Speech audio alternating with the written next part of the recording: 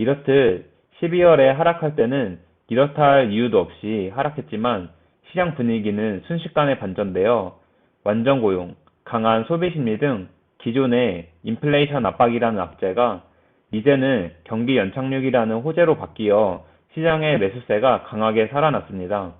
그리고 저번에도 말했지만 기술 성장주 위주의 나스닥을 2에서 3개월 정도 선행하여 움직이는 반도체 섹터가 지난 10월에 이미 바닥을 찍고 12월 하락을 나스닥보다 강하게 버틴 것을 보며 반도체 섹터는 이미 10월의 바닥을 지났고 나스닥은 12월이 바닥이었을 거라 생각하고 있습니다.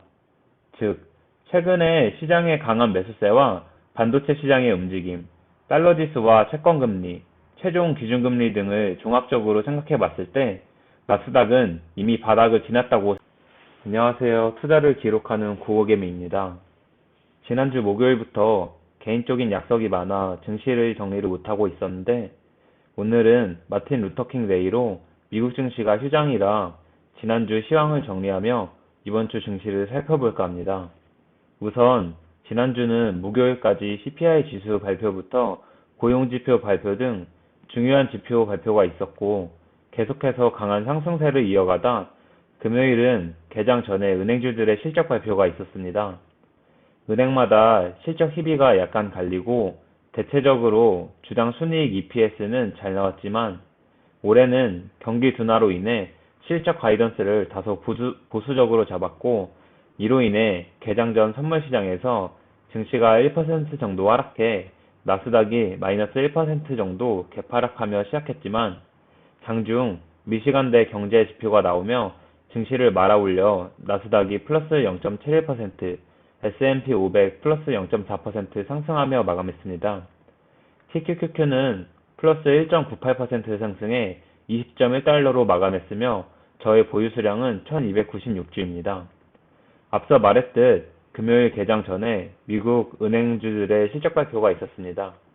위에 사진을 보시면 알 수 있듯 JP모건, 뱅크 오브 아메리카, 웰스파고 등 주요 투자은행들의 매출과 EPS가 양호하게 나왔지만 올해 경기 침체가 올 수 있다는 불확실성으로 인해 향후 실적 가이던스를 약간 보수적으로 제시했습니다. 이로 인해 개장 전부터 선물 지수가 크게 하락했지만 개장한 이후 증시가 말아 올라갔습니다. 금요일 12시에는 미시간대 기대 인플레이션과 소비자 심리지수가 발표됐습니다.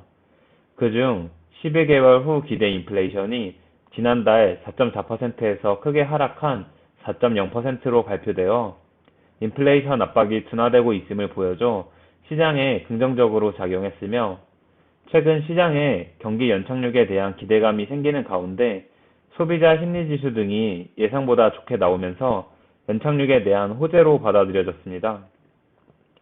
채권 시장을 살펴보면 지난주 목요일까지 하락하던 10년물 국채금리는 금요일 반등이 나오며 3.5% 근처까지 올라왔습니다. 전 저점인 3.4% 근처에서 차익 실현 물량이 나오며 채권 가격이 하락하고 채권 금리가 반등한 것처럼 보이는데 이번 주에 3.3%를 깨고 내려가는지가 주식시장의 움직임을 결정할 중요한 요인이라고 생각합니다. 한편 시장 참여자들은 연준 위원들의 매파적인 발언을 믿지 않고 여전히 최종 기준금리를 5%로 보며 올해 3분기 정도면 금리 인하가 시작될 것을 전망하고 있습니다. 이런 상황에 2년물 금리도 금요일 크게 반등했는데 채권 금리가 강하게 기술적 반등이 나왔음에도 금요일 주식시장은 차익 실현 물량을 받아내고 추가적인 강한 매수세가 있었던 것을 상당히 주목해야 된다고 생각합니다. 달러도 계속해서 약세를 보이며 달러 지수는 102를 깨고 내려왔습니다. 지난주 CPI 지수 발표부터 실업수당 청구 건수, 은행주 실적, 미시간대 기대 인플레이션 발표까지 다양한 지표 발표가 있었는데 결과적으로 6거래일 연속 상승하며 마감했습니다. 일주일 내내 상승하면서 단순히 올라서 좋은 것보다 일주일 동안 지표의 내용이나 채권시장의 움직임과는 별개로 주식시장의 매수세가 상당히 강했다는 것입니다. 수요일까지는 CPI 지수 발표를 기다리면서 횡보하는 것이 아니라 CPI 지수 선반영이라는 명분으로 야금야금 계속 올랐으며 목요일에는 CPI가 예상치만큼만 나왔고 고용지표가 여전히 강하게 나왔음에도 완전 고용이란 악재를 경기 연착륙이라는 호재로 받아들였습니다.